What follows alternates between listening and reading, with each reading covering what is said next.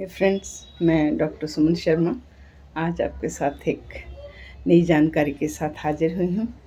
मैं आज का टॉपिक मैंने रखा है जो कि बहुत कॉमन है और हर एक आदमी को उसकी जानकारी होनी चाहिए। मेरा टॉपिक है आज हमारे ब्लड प्रेशर के बारे में, हमारी कुछ गलत धारणाएं जो हम सोच रखते हैं, तो उसके एब्ज में क्या वो कैसे वो गलत है वो हम आज देखते हैं। तो मेरा डिस्कशन का पॉइंट है जो गलत धारणाएं ब्लड प्रेशर के बारे में। फैमिली वेलफेयर सर्वे के अनुसार हर 8 लोगों पे 1 लोग ब्लड प्रेशर का मरीज है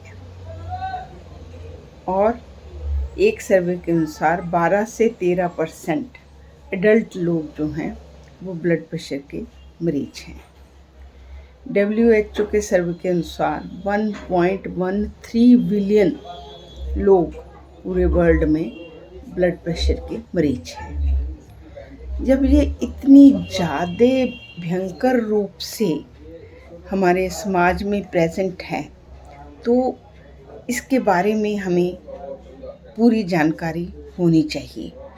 तो आज मैं वही बातें आपसे करना चाह रही हूँ कि जो हमारे सोसाइटी में बनी आ रही हैं गलत धारणाएं, वो क्या ठीक है। आज हम देखते हैं, इस पे नज़र डालते हैं। हमें हर हाल में अपना ब्लड प्रेशर कंट्रोल रखना चाहिए, क्योंकि अगर हम अपने ब्लड प्रेशर को कंट्रोल नहीं रखते तो उससे क्या क्या चीज़ें हो सकती हैं, हम एक बार पहले वो देखते हैं। अगर आपका ब्लड प्रेशर कंट्रोल नहीं है, आपको हार्ट अटैक का खतरा रहता है। अगर आपका ब्लड प्रेशर कंट्रोल नहीं है, अनडायग्नोज है, जब आप दवा नहीं लेते, आपको ब्रेन स्ट्रोक का खतरा रहता है। अगर आपका ब्लड प्रेशर कंट्रोल नहीं है, आपकी किडनी के डैमेज होने का खतरा रहता है। दोस्तों, इस टाइम जितने भी डायलिसिस किडनी की प्रॉब्लम है उसमें सबसे ज़्यादा ब्लड प्रेशर के कारण है, अनकंट्रोल्ड ब्लड प्रेशर के कारण है। अगर हमारा ब्लड प्रेशर अनकंट्रोल रहता है, ये हमारे आई साइट पे इफ़ेक्ट करता है और अनकंट्रोल्ड ब्लड प्रेशर हमारी जो धमनियाँ हैं जो रक्त लेके जाती हैं उनको भी नुकसान करता है। उसको हम पेरिफेरल आर्टरी डिजीज़ के नाम से जानते हैं। और भी जब हमें ब्लड प्रेशर अनकंट्रोल्ड होता है तो हमारे हार्ट को ज़्यादा जोर लगाना पड़ता है। तो टाइम के साथ जब वो रोज़ वो रहता है तो हमारा हार्ट भी थकता है, उसके मसल्स में स्वेलिंग होती है जिसे मायोकार्डाइटिस के नाम से जाना जाता है, और वो भी ब्लड प्रेशर करता है। फ्रेंड, जो हमारी धमनियाँ रक्त लेके जाती हैं, तो जब उसमें हाई प्रेशर वाला ब्लड जाता है तो उस प्रेशर से क्या होता है, हमारी जो धमनियाँ हैं उनकी जो अंदर वाली लाइन है, एंडोथेलियम जिसे बोलते हैं, वो उसको प्रेशर जो है ब्लड का, ऐसे उस पर वॉल पे प्रेशर आ रहा है तो उस एंडोथेलियम को नुकसान कर देता है। जब उसका काम है हमारी धमनियों को लचीला रखना, लचीला रहेगा, सॉफ्ट रहेगा तो आपका ब्लड स्मूथली चलता है। तो जब वो एंडोथेलियम ये ख़राब कर देता प्रेशर से तो वो लचीलापन ख़त्म हो जाता है। लचीलापन ख़त्म होने से हमारे ब्लड की जो फ्लो है वो धीरे धीरे स्लो होने लगता है। जब हमारा ब्लड का फ्लो स्लो होगा तो हमारे ऑर्गन, जो हमारी किडनी, हमारी आई, सबको ब्लड चाहिए जीने के लिए, तो वो वहाँ कम पहुँचने लगता है।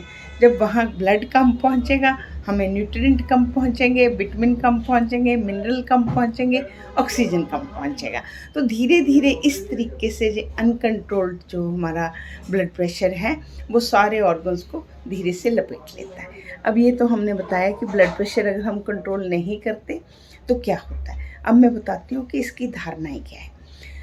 पहला हमारा मिसकंसेप्ट है, गलत धारणा। हम ये सोचते हैं कि ये तो सबको ही होता है, ऐसा नहीं है।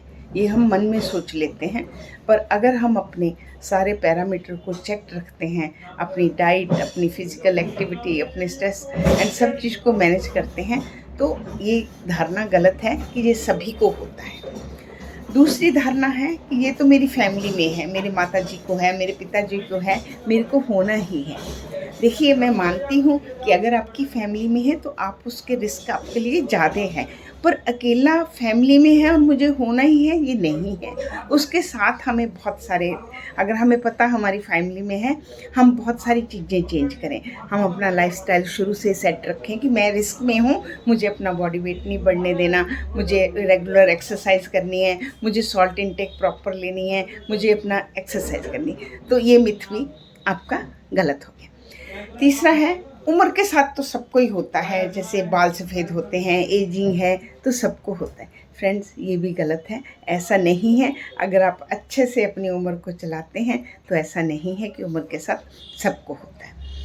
अगला हमारा धारणा है कि मैं तो बस थोड़ा ही नमक खाता हूँ जो सब्जी में डलता है। फ्रेंड, मैं आपको बताती हूँ, और बहुत से लोग बोलते हैं मैं तो ना वाइट नमक, डॉक्टर ने मुझे नमक कम बोला, मैं तो सेंधा नमक लेता हूँ, मैं तो काला नमक लेता हूँ, मैं तो पीला नमक लेता हूँ। ये भी गलत धारणा है। और मैं बताती हूँ, अगर हम टेबल वाला नमक नहीं भी लेते तो कहाँ कहाँ से नमक लेते हैं।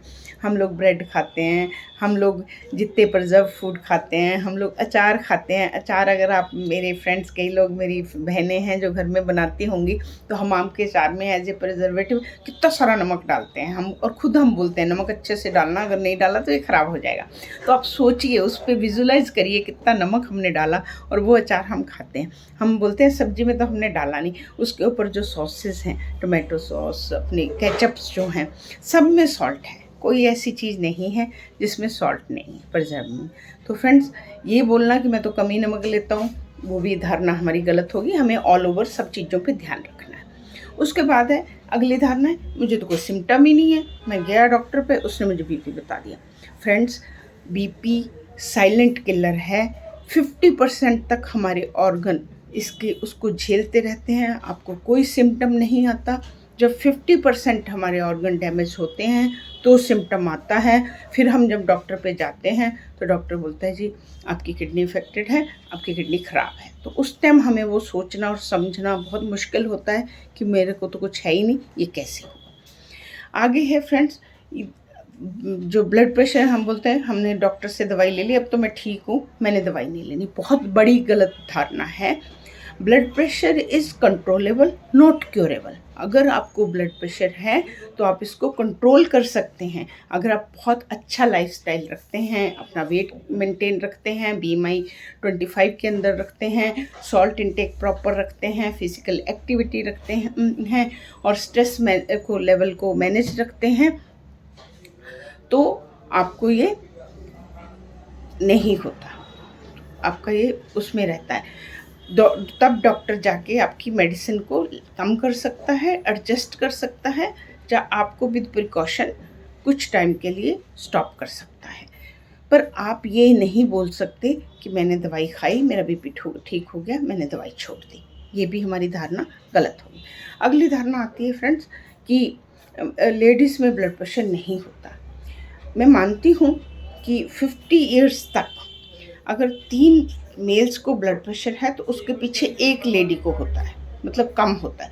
बट जैसे हम 50 इयर्स क्रॉस करते हैं, लेडीज़ में एक मेनोपॉज महीना बंद होते ही हमारा जब ईस्ट्रोजन ख़त्म होता है तो हम सेम लेवल पे आ जाते हैं। जितना मेल्स को ब्लड प्रेशर के अधिकारी हैं उतने ही फीमेल को भी होता है। और जब फीमेल 65 क्रॉस करती हैं तो वो मेल से ज़्यादा बीपी के लिए रिस्की हो जाती हैं। तो ये धारणा भी गलत होगी कि लेडीज़ को नहीं होता, मेल्स को ही होता है। तो फ्रेंड्स, सम अप करते हैं, मैं आपको बताती हूँ, हमें गलत धारणाओं में नहीं रहना। 30 के बाद हमें कभी कभी चेक करना है और 45 में हमें रेगुलर चेक करना है। और हमें थ्रू आउट अपनी फ़िज़िकल एक्टिविटी, अपना वेट मेंटेन रखिए, BMI 25 के अंदर रखिए, सॉल्ट इंटेक कम रखिए। अटरम पटरम जो हमारे हैं जिसमें बहुत ज़्यादा सॉल्ट रहता है, स्नैक्स हैं, चिप्स हैं, भुजिया हैं, खाएं।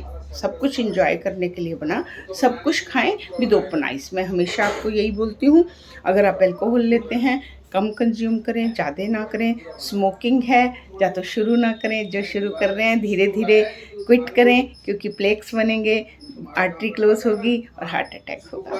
तो फ्रेंड, जब हमें नज़र ही आ रहा है ये होना है, तो हम क्यों ना आज ही से अपने पे काम करें। आइए एक स्वस्थ भारत बनाने के लिए योगदान करें। आइए मेरे साथ जुड़िए, ज़्यादा से ज़्यादा लोगों में शेयर करिए, क्योंकि ब्लड प्रेशर बहुत सारी दुनिया में हर 8 बंदे पे एक है। तो आप मानिए कितने लोगों को है, चाहे वो डायग्नोस है चाहे अनडायग्नोस है। इसको शेयर करिए और मेरा चैनल सब्सक्राइब करिए। कल मैं एक नई उसके साथ आपसे मिलती हूँ। नमस्कार।